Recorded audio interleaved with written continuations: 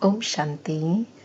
आज 26 जनवरी 2026 के प्यारे बाप दादा के साकार मधुर महावाक्य हैं। आज 26 जनवरी रिपब्लिक डे की आप सभी भाई बहनों को बहुत बहुत बधाई हो, बधाई हो, बधाई हो। आज की मुरली के सार में सुप्रीम टीचर बाबा ने ऊंचा नशा दिलाते कहा कि रूहानी बाप रूहानी बच्चों को बैठ समझाते हैं कि तुमने आधा कल्प जिनकी भक्ति की है वही बाप खुद तुम्हें पढ़ा रहे हैं। इस पढ़ाई से ही तुम मनुष्य से देवता बनते हो। रूहानी बाप ही ज्ञान का सागर है, सतचित आनंद स्वरूप है, शांति का सागर है। उनको सब बेहद की शिफ्तें दी जाती हैं, अर्थात एक शिव बाबा की ही बेहद की महिमा है। फिर विशेष योग के लिए कहा कि तुम्हारी अभी है योग बल की लिफ्ट। बाप कहते हैं याद करो तो तुम्हारे पाप कट जाएंगे। बाप आते हैं तो तुम सेकंड में ऊपर चढ़ जाते हो। अभी संगम पर बाप चढ़ने के लिए याद की लिफ्ट देते हैं, इसलिए कहा जाता है सेकंड में जीवन मुक्ति। उसके लिए बाबा कहे सतो प्रधान बनना है। फिर बाबा कहे यात्राएं दो प्रकार की होती हैं, एक शरीर से यात्रा करते हैं, दूसरी रूहानी यात्रा करते हैं मन और बुद्धि से। बाबा कहे जिस्मानी यात्रा तो अनेक जन्म जन्मांतर तक करते आए, इसलिए गाते हैं चारों तरफ लगाए फिरे फिर भी हर दम दूर रहे। अर्थात बाबा कहे जिनकी भक्ति करते हैं उनकी बायोग्राफी ऑक्यूपेशन को नहीं जानते हैं। अभी बच्चों की है रूहानी यात्रा, मन और बुद्धि की यात्रा, जिस रूहानी यात्रा में आत्मा बाबा से मिलन मनाती है। फिर स्मृति दिलाई कि मनुष्य सृष्टि रूपी जाड़ का फाउंडेशन है देवी देवता घराना, वह फिर इस संगम समय पर स्थापन होता है। बाबा कहे पहले एक ब्रह्मा फिर ब्राह्मणों की अडॉप्टेड संतान वृद्धि को पाते हैं। बाप पढ़ाते हैं तो फिर बहुत ढेर ब्राह्मण हो जाते हैं, धीरे धीरे वृद्धि होती जाती है। बाबा कहे पहले तो एक ब्रह्मा बाबा ही थे, फिर अभी देखो कितने ब्राह्मण बच्चे हो गए। फिर और स्मृति दिलाते कहा कि बाप बैठ बच्चों को समझाते हैं। बच्चों मैं आकर क्या समझाता हूँ, आत्मा को आकर आत्माओं में धारणा कराते हैं। और बाबा कहे मैं बैठ तुम बच्चों को सुनाता हूँ कि मैं कैसे और कब आता हूँ। जब द्वापर में दुख जास्ती होता है, आत्माएं पुकारती हैं हे परम पिता परमात्मा बाबा आओ, तो बाबा कहते हैं हाँ बच्चों तुम्हारी पुकार सुनकर मैं आता हूँ। बाप आकर अभी पतितों को पावन बनाते हैं। बाबा कहे अपना पुरुषार्थ कर नंबर 1 पद पाओ।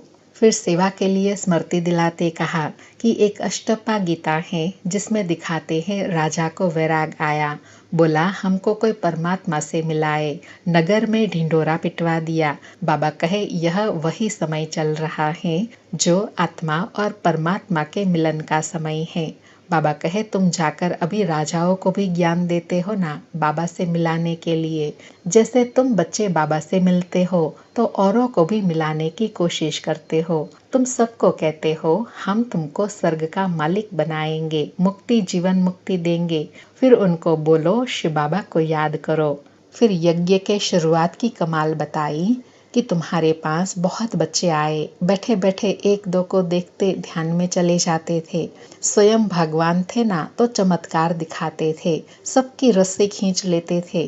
बाप दादा इकट्ठे हो गए ना, डबल पावर हो गई। और साथ में कहा कि देही अभिमानी बनाने के लिए बाबा कब्रिस्तान बनाते थे। सबको कहते थे बाबा की याद में सो जाओ, तो सब ध्यान में चले जाते थे। यह तो शिव बाबा की चतुराई थी ज्ञान और याद को समझाने के लिए, क्योंकि बाबा कहे मैं जादूगर भी हूँ, सौदागर भी हूँ, रत्नागर भी हूँ, धोबी भी हूँ, सोनार भी हूँ, वकील भी हूँ, सबको रावण की जेल से छुड़ाता हूँ। फिर मधुबन की महिमा बताते कहा कि अभी तुम तपस्या कर रहे हो यह लक्ष्मी नारायण बनने के लिए। तुम्हारा यादगार मंदिर भी यहाँ खड़ा है। बाप स्वयं भगवान यहाँ आबू में ही आते हैं, इसलिए लिखते हैं आबू तीर्थ सर्व तीर्थ में, सब धर्मों के तीर्थ में मुख्य तीर्थ हैं, क्योंकि यहाँ ही बाप आकर सर्व धर्मों की सद्गति करते हैं। और यही लाइन ब्रह्मा बाबा की स्मृति स्थल पर भी लिखे हुए हैं, आबू सर्व तीर्थों में महान तीर्थ है, जहाँ स्वयं भगवान ब्रह्मा द्वारा आकर सर्व की सद्गति करते हैं। और साथ में कहा कि बाप कहते हैं तुमने हमको बुलाया है तो मैं आया हूँ और अब मैं तुमको कहता हूँ काम को जीतो तो जगत जीत बनेंगे। बाप कहते हैं बच्चे अब निर्विकारी बनो, 63 जन्म तो विकार में गए, अब यह अंतिम जन्म पवित्र बनो।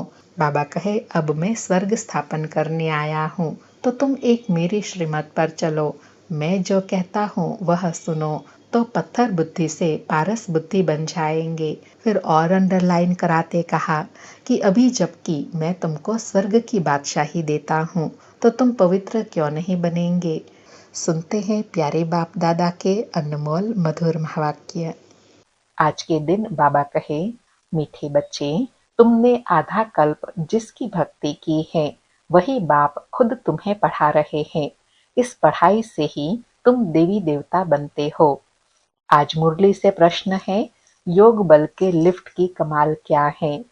योग बल के लिफ्ट की कमाल क्या है?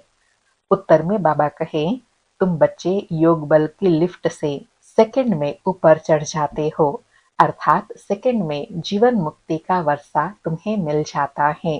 तुम जानते हो सीढ़ी उतरने में 5000 वर्ष लगे और चढ़ते हैं 1 सेकंड में। यही है योग बल की कमाल। बाप की याद से सब पाप कट जाते हैं, आत्मा सतो प्रधान बन जाती है। बाबा ने याद की कमाल बताई कि कहाँ तो 84 जन्म उतरने में लगते हैं लेकिन चढ़ने में 1 सेकंड लगता है। क्यों? क्योंकि बाबा कहे अभी योग बल है और वो भी योग किन के साथ? स्वयं भगवान के साथ, जिसके कारण बाबा कहे याद से सारे पाप कट जाते हैं और आत्मा सतो प्रधान बन जाती है तो सेकंड में चढ़ती कला में आ जाती है। सारी मुरली से धारणा के लिए सार है। पहला पॉइंट, जगत का मालिक बनने व विश्व की बादशाही लेने के लिए मुख्य काम विकार पर जीत पानी है, संपूर्ण निर्विकारी जरूर बनना है। दूसरा पॉइंट, जैसे हमें बाप मिला है ऐसे सबको बाप से मिलाने की कोशिश करनी है, बाप की सही पहचान देनी है, सच्ची सच्ची यात्रा सिखलानी है। आज प्यारे सतगुरु का वरदान है, गम की दुनिया सामने होते हुए भी बेगमपुर की बादशाही का अनुभव करने वाले अष्ट शक्ति स्वरूप भव।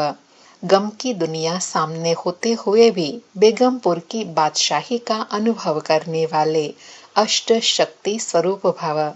स्पष्टीकरण है, गम और बेगम की अभी ही नॉलेज है। गम की दुनिया सामने होते भी सदा बेगमपुर के बादशाही का अनुभव करना, यही अष्ट शक्ति स्वरूप कर्म इंद्रिय जीत बच्चों की निशानी है। अभी ही बाप द्वारा सर्व शक्तियों की प्राप्ति होती है, लेकिन अगर कोई न कोई संग दोष व कोई कर्म इंद्रियों के वश हो, अपनी शक्ति खो लेते हो तो जो बेगमपुर का नशा व खुशी प्राप्त है वह स्वतः खो जाती है। बेगमपुर के बादशाह भी कंगाल बन जाते हैं। बाबा कहे बेगमपुर के बादशाह की निशानी क्या है? वह सदा अष्ट शक्ति स्वरूप रहेंगे, वह कर्म इंद्रिय जीत होंगे। लेकिन बाबा कहे संग दोष में आने के कारण यह सब शक्तियां खो जाती हैं। बेगमपुर का बादशाह होने के बाद भी खुशी की अनुभूति नहीं होती है। इसलिए बाबा कहे सदा स्मृति रहे, मैं मास्टर सर्वशक्तिवान हूँ, सर्वशक्ति संपन्न हूँ। आज का स्लोगन है, दृढ़ता की शक्ति सदा साथ हो तो सफलता गले का हार है। आज के अव्यक्त इशारे हैं, इस अव्यक्ति मास में बंधन मुक्त रहे, जीवन मुक्त स्थिति का अनुभव करो। आज बाबा ने अनुभव करने के लिए कहा कि अपने संकल्पों के तूफान व कोई भी संबंध द्वारा, प्रकृति व समस्याओं द्वारा तूफान व विघ्न आते हैं तो उनसे मुक्ति पाने के लिए योग युक्त युक्ति युक्त बनो। जब तक योग युक्त नहीं तब तक विघ्नों से युक्त हो। बाबा कहे विघ्नों से मुक्त होने की सबसे सहज विधि है योग युक्त और युक्ति युक्त रहो, तो प्रकृति माया के तूफान कोई भी आपको हिला नहीं सकेंगे। अच्छा, ओम शांति। शुक्रिया बाबा, शुक्रिया।